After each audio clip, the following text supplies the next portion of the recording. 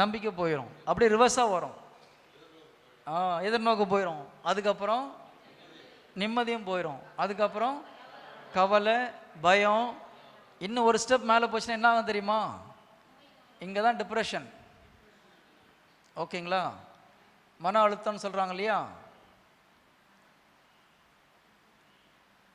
இன்னும் கொஞ்ச நாள் யோசிச்சுட்டு இருந்தாங்கன்னா என்ன ஆகும் தெரியுமா?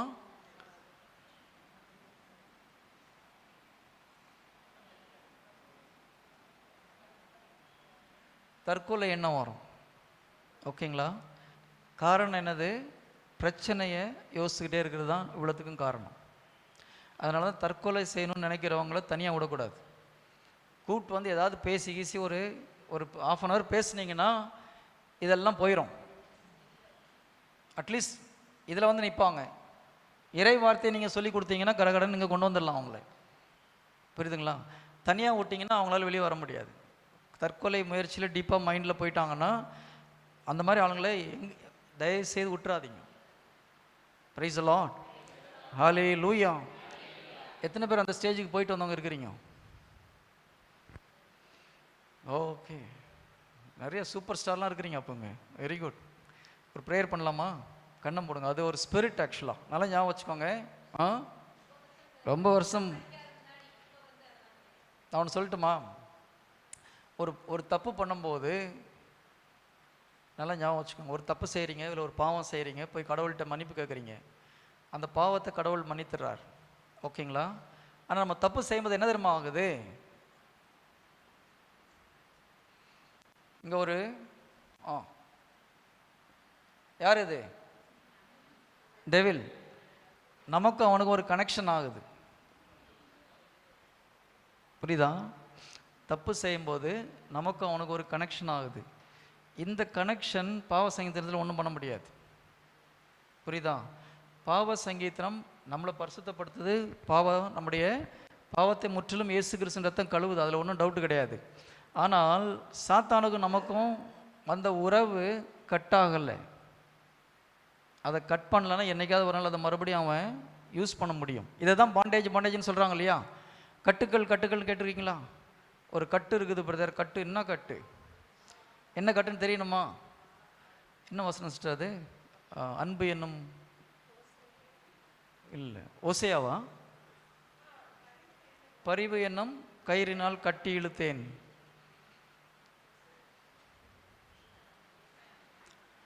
யாருக்கா அந்த வசனம் தெரியுமா? அன்பு என்னும் பரிவு என்னும் கயிறினால் கட்டி அன்பு என்னும் நூலினால் கட்டி இழுத்தேன்மோன்னு வரும். அது மாதிரி ஓசையா 11.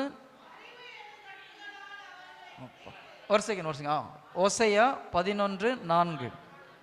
ஒரு செகண்ட் சிஸ்டர், ஒரு செகண்ட். ஓசையா 11வது அதிகாரம் 4வது இறை வார்த்தை. எஸ். பரிவு என்னும் கட்டுகளால் அவர்களை பிணைத்து அன்பு கயிறுகளால் கட்டி நடத்தி வந்தேன். இது பிதா வந்து இஸ்ரேல் மக்களை பற்றி சொல்றார் இல்லையா? பரிவு என்றும் கயிறுகளினால் அவர்களை கட்டி பிணைத்து அன்பு என்னும் கயிறுனால அவங்கள கட்டி வழி நடத்தி வருகிறேன். அப்போது இங்கே பிதா இருக்கிறார்.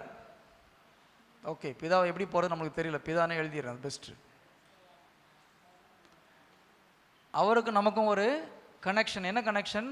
அன்பு என்ற ஒரு கனெக்ஷன். அன்பு என்ற கயிறுனால நம்ம கட்டி கூட்டு வரார். நாம் எப்பொழுதெல்லாம் அன்புக்கு எதிராக பாவம் செய்கிறோமோ சாத்தான் நம்மளை ஒரு கனெக்ஷன் போடுறோம். இது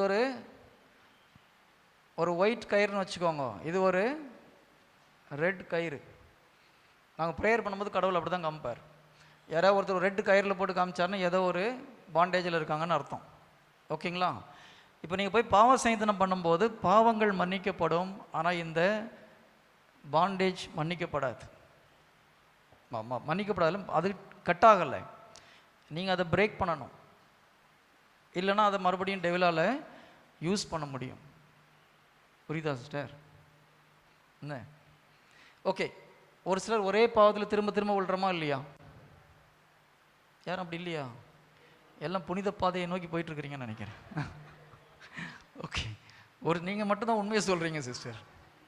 மற்ற எல்லாம் செயின்ட் பட்டத்துக்கு இன்னும் ரெக்கமெண்ட் பண்ணுறது தான் பாக்கி. ஓகே. என்ன சிஸ்டர்? எது பிரதர்?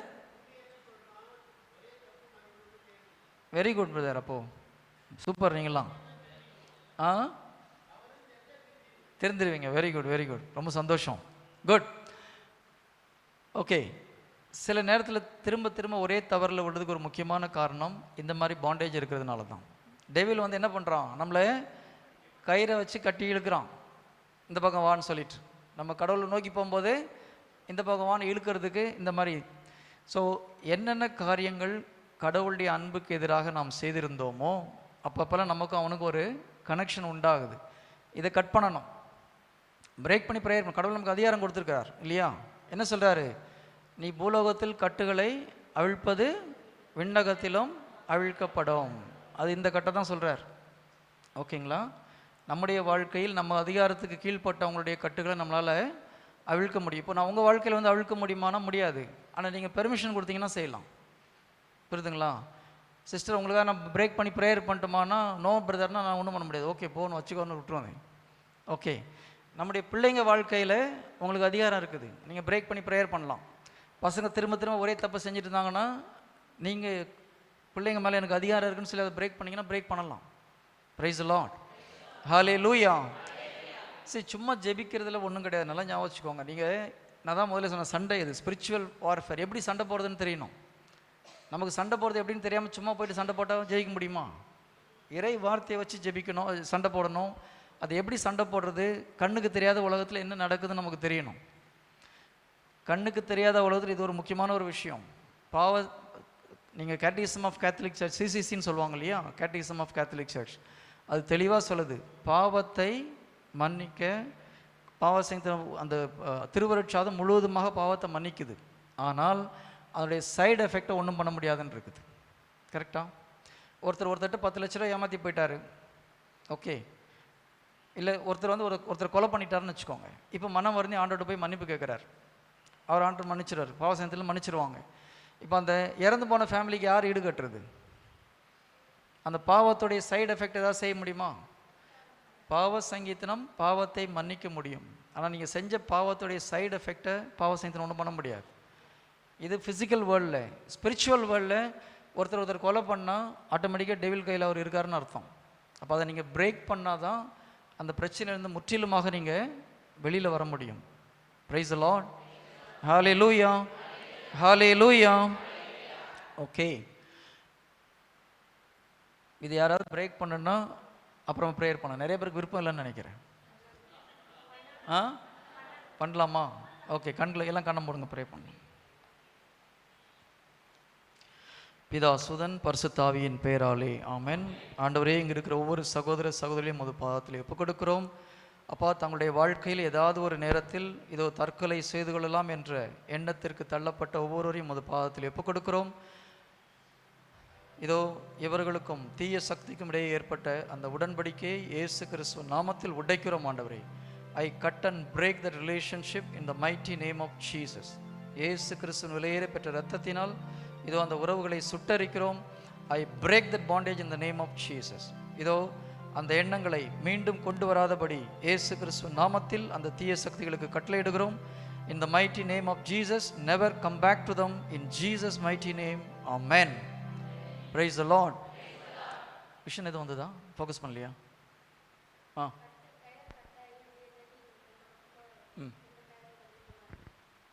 இந்த சகோதரிக்கு வந்த காட்சியை சொல்லுவாங்க, பாருங்க. கயிறு கட்டாகி சாத்தான் கையில் கொஞ்சோண்டு கயிறும் அப்படியே கட்டாகி கீழே விழுந்த மாதிரி இருந்தது. தேங்க்யூ. கரங்களை தட்டி ஆண்டவருக்கு நன்றி செலுத்துவோமா? இப்போ புரியுதுங்களா நான் சொன்னது உண்மையா பொய்யா? புரியுதுங்களா? ஒன்று நம்ம காண்கிற உலகம், இன்னொன்று காணாத உலகம். காணாத உலகத்தில் இது நடக்குது. அப்போ அதை கிளியர் பண்ணும்போது திரும்ப அந்த பிரச்சனை உங்களை பாதிக்காது. Price the Lord. Hallelujah. Okay. அப்போ பாவத்திலேருந்து வெளியே வரணும்னா ஃபஸ்ட்டு பாவத்தை யோசிக்கக்கூடாது. கரெக்டாக? நான் இதை தான் லாஸ்ட் டைம் சொல்லிட்டு சொன்னேன்னு நினைக்கிறேன். பாவத்திலேருந்து வெளியில் வரணும் அப்படின்னா பாவம் செஞ்சிடக்கூடாது அப்படின்றத அதிகமாக யோசிக்கக்கூடாது. எதை செய்யக்கூடாதுன்னு நம்ம நினைக்கிறோமோ கடைசியில் என்ன பண்ணுவோம்? அதை செய்வோம். அதனால் பாவத்தை யோசிப்பதற்கு பதிலாக கடவுளுடைய வாக்குறுதியை யோசிக்கணும். இப்போ நமக்கு நம்பிக்கை எதில் வரணும்? நான் பரிசுத்தவான் நீங்கள் நம்பிட்டேன்னு வச்சுக்கோங்களேன், பரிசுத்தமாகிடுவீங்க. Very simple. கரெக்டா? நான் சொல்கிறது கரெக்டாக தப்பா? நான் பரிசுத்தவான் அப்படின்னு உங்களுக்கு மனசில் எண்ணம் வந்துடுச்சுன்னா பரிசுத்தம் ஆகிட போகிறீங்க. அதுக்கு என்ன பண்ணலாம் அப்போது? நான் சொல்கிறது கேர்ஃபுல்லாக கவனிங்க. நீங்கள் பாவி நினச்சிட்டு இருக்கிற வரைக்கும் பாவம் செஞ்சுட்டே இருப்பீங்க. கரெக்டா? எப்பொழுது நீங்கள் பரிசுத்தமாயிட்டீங்க, பரிசுத்தமாக இருக்கிறேன்னு நினைக்கிறீங்களோ அப்போ ஆட்டோமேட்டிக்காக நீங்கள் பரிசுத்தமாவீங்க. பைபிள் அப்படி தான் சொல்லுது. உன்னுடைய உள்ளத்தின் என்ன எப்படி இருக்குதோ அது உன்னுடைய வாழ்க்கையை நிர்ணயிக்கும். ஐ திங்க் நீதிமொழிகள் 4:6 4:23 இல்லை 4 ஆமாம், நீதிமொழிகள் 4:23. விழிப்பாயிருந்து உன் இதயத்தை காவல் செய், அதிலிருந்து புறப்படுபவை. ஆமாம், ஆங்கிலத்தில் எப்படி இருக்குன்னா, உன்னுடைய மைண்ட் உள்ளத்தில் என்ன நினைக்கிறியோ அதே போல் உன்னுடைய வாழ்க்கை அமை. யாராவது இங்கிலீஷ் பைபிள் வச்சுருக்கீங்களாங்க? இங்கிலீஷ் பைபிள் படிங்க sister. Proverb chapter 4 verse 23. Proverb chapter 4:23.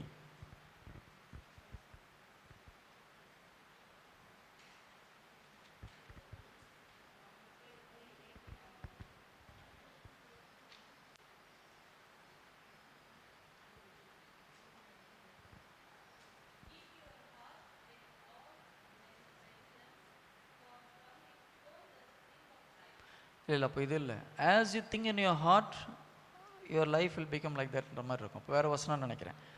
அது உங்களுடைய உள்ளத்தில் என்ன நினைக்கிறீங்களோ அதே போல் உங்கள் வாழ்வு அமையும். வாயு பேசல இது வந்து வேறு மாதிரி வரும். உங்களுடைய வாழ்க்கை அமையும் அப்படின்னு சொல்லிட்டு நீங்கள் உங்களை குறித்து என்ன நினைக்கிறீங்களோ அதை ஒன்றும் இல்லை. இப்போ நீங்கள் ஒரு பெரிய பணக்காரன் நீங்கள் நினச்சிங்கன்னா என்ன பண்ணுவீங்க?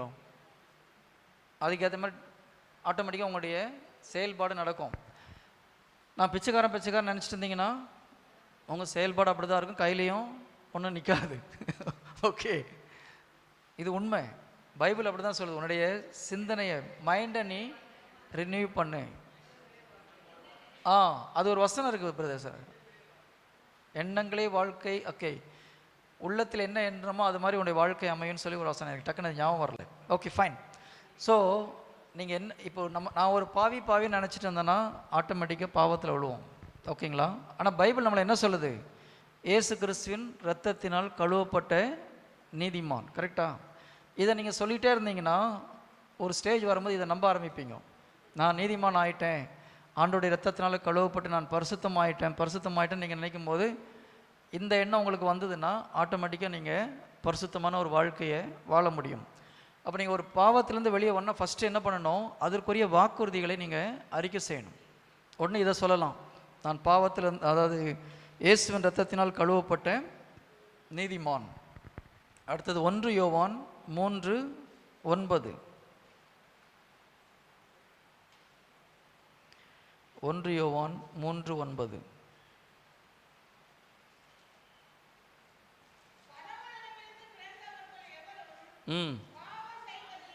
ஓகே,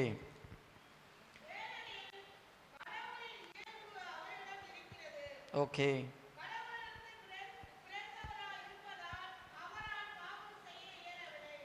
இந்த வசனம் என்ன சொல்லுது? கடவுளிடமிருந்து பிறந்தவர் எவரும் பாவம் செய்வதில்லை. 1 John chapter 3 verse 9. நம்ம கடவுள்கிட்ட பிறந்திருக்கோமா இல்லையா? அதே டவுட்டாக இருக்குதா? முதல்ல மனித முறைப்படி பிறந்தோம், ஞானஸ்தானத்தின் போது நாம் கடவுளுடைய பிள்ளைகளாக மாற்றப்பட்டோம், கடவுளிடமிருந்து பிறந்திருக்கோம். இந்த வசனம் என்ன சொல்லுது? கடவுளிடமிருந்து பிறந்த எவரும் பாவம் செய்வதில்லை. அப்போ நம்ம என்ன, நான் கடவுளிடமிருந்து பிறந்திருக்கேன் அதனால் நான் பாவம் செய்கிறது கிடையாது, ஏனெனில் கடவுளின் இயல்பு அவரிடம் இருக்கிறது. இதை நீங்கள் நம்பணும். கடவுளுடைய இயல்பு என்கிட்ட வந்துடுச்சு, இயேசு கிறிஸ்துடைய இயல்பு எனக்கு வந்துடுச்சு. எப்போ நீங்கள் நம்புறீங்களோ கடவுளிடமிருந்து பிறந்தவராய் இருப்பதால் அவரால் பாவம் செய்ய இயலாது. அப்போ இந்த வாக்குகளை நீங்கள் அறிக்கை பண்ணிகிட்டே இருக்கணும். புரியுதுங்களா? சும்மா அப்படியே பாவத்திலேருந்து வெளியே வந்துட்டோம்னா முடியாது. நீங்கள் முதல்ல பாவத்திலேருந்து வெளியே வந்துட்டோம், நம்மளுக்கு நம்பிக்கை வரணும். அப்போ நம்பிக்கை வரணும், அதுக்குள்ள வாக்குறுதிகளை நீங்கள் அறிக்கை செய்யணும். இன்னொரு வாக்குறுதி 1 யோவான் 5:18. கடவுளிடமிருந்து பிறந்தோர் பாவம் செய்வதில்லை.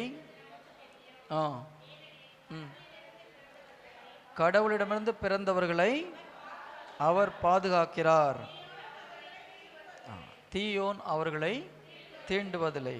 சாத்தான் நம்மளை தொட முடியாது. இது என்ன பண்ணணும்? நீங்கள் அறிக்கை பண்ணணும், உட்காந்து தியானிக்கணும். தியானிக்க தியானிக்க நமக்கு ஸ்லோவாக இது மேலே நம்பிக்கை உண்டாகும். Price the Lord. டைம் ஆயிடுச்சா?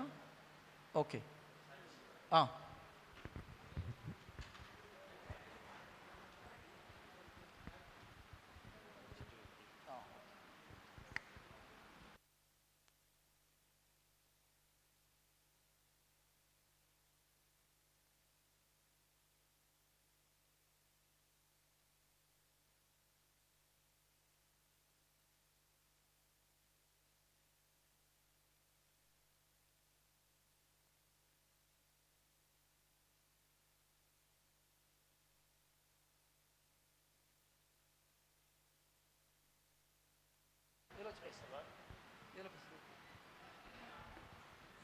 இயேசுக்கே புகழ், இயேசுக்கே நன்றி, மரியே வாழ்க.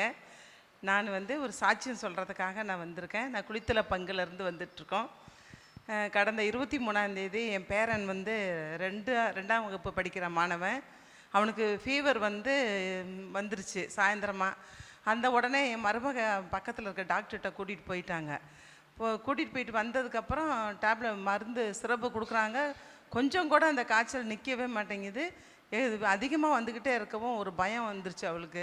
உடனே நம்ம இன்னொரு பக்கத்தில் ஒரு டாக்டர்கிட்ட கூட்டிகிட்டு போகலாம் அப்படின்னு சொன்னாங்க.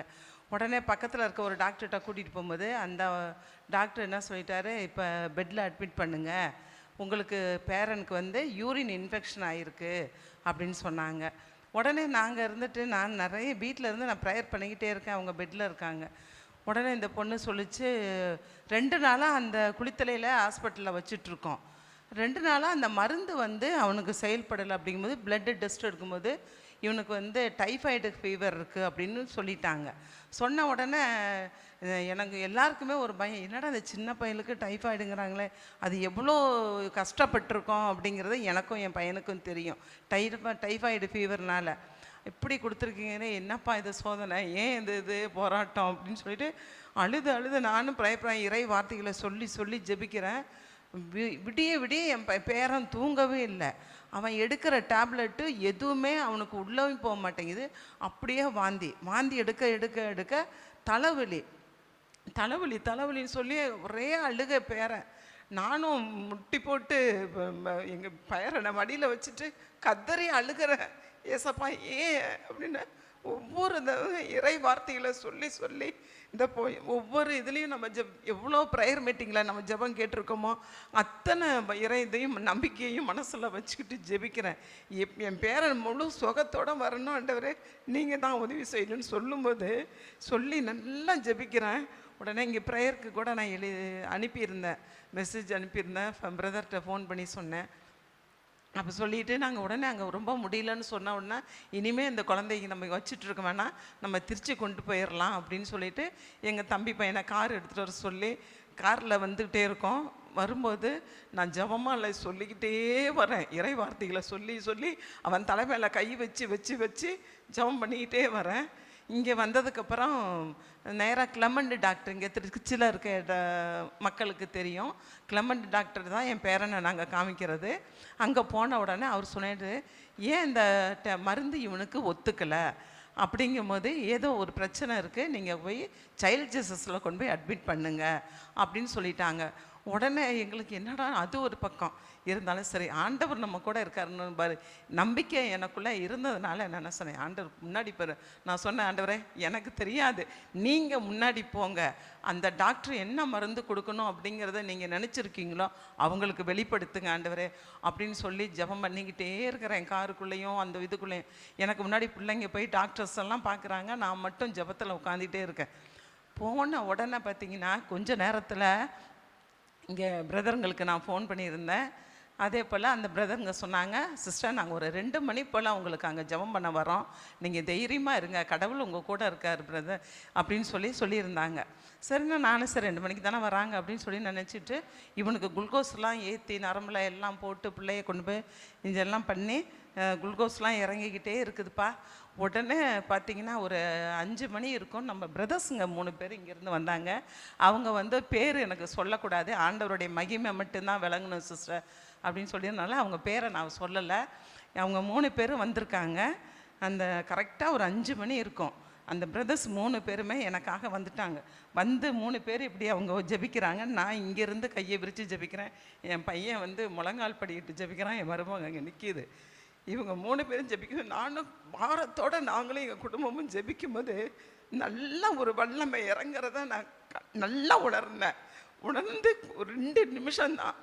உடனே அந்த பையன் பிரதர்ஸ்லாம் சொல்லிவிட்டு அதெல்லாம் பயப்படாதீங்க சிஸ்டர், எல்லாம் நல்லாயிருவான் அப்படின்னு அவங்க இந்த பக்கம் கூட போகலை. உடனே பார்த்தீங்கன்னா என் பையன் என் பேரன் எந்திரிச்சு உட்காந்து பிஸ்கட் சாப்பிட்டான். என்ன அவ்வளோ ஒரு ஆச்சரியமாக இருந்துச்சு. ஆண்டவர் இவ்வளோ பெரிய காரியங்களை செய்தார். கைத்தட்டுவோம் அத்தனை பேர். அடுத்தது எங்கள் கணவருக்கு வந்து இந்த பனிக்காலம் வந்துச்சுன்னா அவருக்கு இந்த மூக்கில் பிளட்டு வரும். அது நிறையா வந்துக்கிட்டே இருந்தது. நான் டாக்டர்கிட்டலாம் போனோம். இது என்னடா நிற்கவே மாட்டேங்குதுன்னு எனக்கு பல சோதனை. என்ன இது போய் இது வருது, இது போய் இது வருது. நான் ஆண்டவருக்குள்ளார தானே இருக்கேன், அவரை தானே நான் தேடிட்டு இருக்கேன். ஏப்பா இந்த சோதனைன்னு சொல்லிட்டு திரும்ப திரும்ப திரும்ப திரும்ப வந்து இது பண்ணும் ஆள் ரொம்ப வேதனைப்பட்டுட்டே இருந்தேன். அப்போல்லாம் அருங்கொடை எண்ணெய் தான் அந்த பிரதர்ஸுங்க கொடுத்துட்டு வந்த எண்ணெய் எல்லாத்தையும் எடுத்து இங்கே வீட்லேயே எப்போவுமே எல்லா ப்ரேயர் எண்ணெயும் அங்கே இருக்கும். எடுத்து தடவிட்டு ஒவ்வொரு தடவை டாக்டர்கிட்ட போகும்போதும் நார்மல் எந்த டெஸ்ட் எடுத்தாலும் நார்மல்னே வரும். அதே போல் இப்போ 2 நாளைக்கு முன்னாடி கூட ஒரு சின்ன சோதனையில் அவருக்கு பிளட் வந்துக்கிட்டே இருந்தது. நான் கை வச்சு இயேசுவின் நாமத்தை உங்கள் மேலே வைக்கிறேன், நீங்கள் இந்த பிளட்டு வராத நீங்கள் தான் காப்பாற்றணும்னு சொல்லி ஜெபம் பண்ணிவிட்டு டாக்டர்கிட்ட போனோம். புது டேப்லெட் ஒன்று கொடுத்தாங்க. இனிமேல் வராதுங்க சிஸ்டர், தைரியமாக போங்க அப்படின்னாங்க. அதுக்கப்புறம் தான் இப்போ காலையில் நான் கிளம்பி வர்றதுக்கு எனக்கு ஆண்டவர் அருள் கூர்ந்தார். அந்த மாதிரி கிருபைகளை இந்த மாதம் முழுவதும் செய்தார். இது எல்லாமே நம்ம கற்றுக்கிட்ட இவங்க இந்த பிரதர்ஸை போல் ஃபாதர்ஸுங்க சிஸ்டர்ஸுங்க எத்தனையோ பேர் நமக்கு சொல்லித்தர ஒவ்வொரு இதையும் நான் பண்ணேன். அப்போ பிரதரை கூட நான் போன அந்த இதில் நினச்சேன். நான் அவர் அந்த கடன் பிரச்சனைக்காக எவ்வளோ ஜெபம் பண்ணார். அப்போ அந்த ஜெபம் நம்மளை எப்படியெல்லாம் வழி நடத்தும் அப்படிங்கிறது எனக்கு ஒரு பாடம். இங்கே இருக்க எல்லாருக்குமே ஒரு பாடமாக இருக்கணும். நன்றி. பிரைஸ் தான். டீ அப்படி இப்போ டீ டைம் போயிட்டு வந்துடலாம்.